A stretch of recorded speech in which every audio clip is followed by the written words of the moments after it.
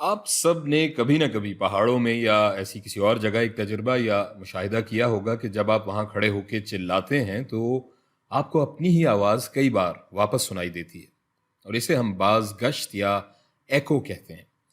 اسی طرح اگر آپ کسی خالی کمرے یا ہال میں ہو جو کہ کافی بڑا ہے اور آپ وہاں بات کرتے ہیں تو آپ کو اپنی ہی آواز ایسے سنائی دیتی ہے جیسے ابھی میری آواز آپ کو سنائی دے رہی ہے۔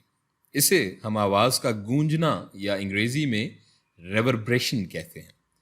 اس ویڈیو میں ہم انہی دو چیزوں کے بارے میں بات کریں گے۔ سب سے جو اہم بات ان دونوں عوامل میں ہے وہ یہ کہ آواز بھی روشنی کی طرح ریفلیکٹ ہوتی ہے یا منعکس ہوتی ہے، اردو میں اگر ہم کہیں۔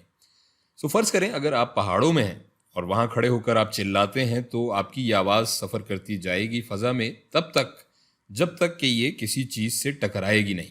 اس مثال میں سامنے ایک اور پہاڑ، اور اس سے ٹکرا کر یہ واپس منعکس ہو کر آئے گی، جس کی وجہ سے آپ کو اپنی ہی آواز دوبارہ سنائی دے گی، اور یہ عمل چلتا رہے گا اسی طرح، جس کی وجہ سے آپ اپنی آواز بار بار سنتے رہیں گے۔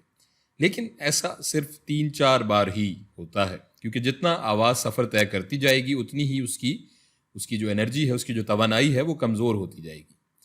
اب سوال یہ ہے کہ اگر ہم ایک خالی کمرے میں ہیں تو یہاں پہ باز گشت کا عمل کیوں نہیں ہوتا؟ تو اس کا جواب یہ ہے کہ یہاں آواز کو اتنا دور تک سفر نہیں کرنا پڑتا، اور یہ کافی جلدی دیواروں سے ٹکرا کر واپس آ جاتی ہے۔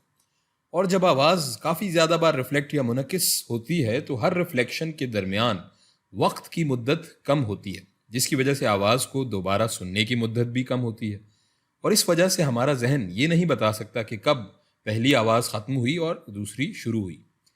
اگر آواز کی لگاتار ریفلیکشن میں وقت زیادہ لگے گا تو اسے ہم باز گشت کہتے ہیں، اور وقت کم لگے گا تو اسے ہم گونج کہتے ہیں۔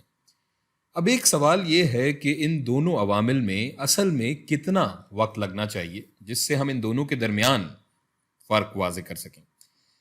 تحقیق کے مطابق اگر وقت 1 سیکنڈ سے زیادہ لگے گا تو وہاں باز گشت کا عمل ہوگا، اور اگر اس سے کم ہوگا تو وہاں گونج کا عمل ہوگا۔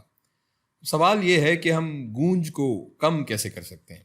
یہ سوال ہمارے کچھ ویڈیو کریٹرز کو بھی درپیش تھا جب انہوں نے اپنی ویڈیوز کے لیے آواز کی ریکارڈنگ شروع کی۔ اس کے لیے ہمیں ریکارڈنگ کی جگہ پہ کچھ ایسی چیزیں رکھنی پڑیں گی جو کہ آواز کو جذب کر لیں، مثلا فرنیچر، قالین وغیرہ، یا ہم کھڑکی کھول سکتے ہیں، یا اسی طرح کی اور چیزیں جس کی وجہ سے آواز زیادہ ریفلیکٹ نہ کرے۔ اس پہ ہم مزید تفصیل سے اپنی آگے کی ویڈیوز میں بات کریں گے۔